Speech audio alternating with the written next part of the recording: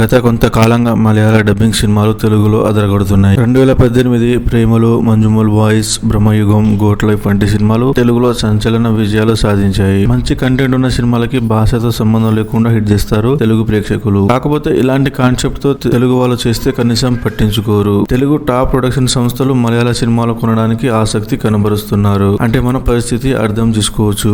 మలయాళ సినిమాల హవా తెలుగులో ఎంత ఉందో. తెలుగులో హిట్ అయిన మలయాళ సినిమాలు, మంచి కంటెంట్ ఉన్న సినిమాలు, ఇందులో ఎవరికి ఎలాంటి అనుమానం లేదు. కాకపోతే మలయాళ సినిమాలను పెద్ద పెద్ద సంస్థలను పంపిణీ చేసినట్టు తెలుగులో మంచి కంటెంట్ ఉన్న చిన్న చిన్న సినిమాలను కూడా పంపిణీ చేస్తే వారికి అలాంటి మంచి కాన్సెప్ట్ ఉన్న సినిమాలు ఇంకా చాలా తీస్తారు. దీంతో చిన్న సినిమాల నిర్మాతలకి కొంత మేర డబ్బు కూడా వస్తుంది. చిన్న నిర్మాతలు వారి సినిమాలను పబ్లిసిటీ చేసుకోరు. కనీసం ఈ సినిమాలు వచ్చినట్టు ప్రేక్షకులకు అసలు తెలియవు. కష్టపడి రిలీజ్ చేస్తే ఏదో చిన్న చిన్న డొక్కు థియేటర్లు దొరుకుతాయి. దీనివల్ల ఇలాంటి సినిమాలను ప్రేక్షకులు పట్టించుకోరు. గత 2 వారాల క్రితం విడుదలైన ఆరంభం అనే సినిమా కూడా మంచి కాన్సెప్ట్ తో తీసిన సినిమానే. సినిమా స్టార్టింగ్ లో జైలు నుంచి వ్యక్తి తప్పించుకుంటారు. జైల్లో ఎవరిని కొట్టడు, గోడ దూకడు, కనీసం జైల్లో ఊచలు కూడా కదలవు. అసలు ఎలా తప్పించుకున్నాడు అనేది అంతుపట్టిన విధంగా ఉంటుంది. ఆ తర్వాత ఏం జరుగుతుంది అనేది ప్రేక్షకులకు చాలా ఎక్సైటింగ్ గా ఉంటుంది. కానీ ఇదే సినిమాను థియేటర్లో విడుదల చేస్తే ఎవరు చూడలేదు. కనీసం విడుదల అయినట్టు కూడా చాలా మందికి తెలియదు. ఇదే సినిమాను మలయాళంలో తీసి తెలుగులో డబ్ చేస్తే తెలుగు టాప్ ప్రొడక్షన్ వారు పోటీ పడతారు ఈ సినిమా రైట్స్ కోసం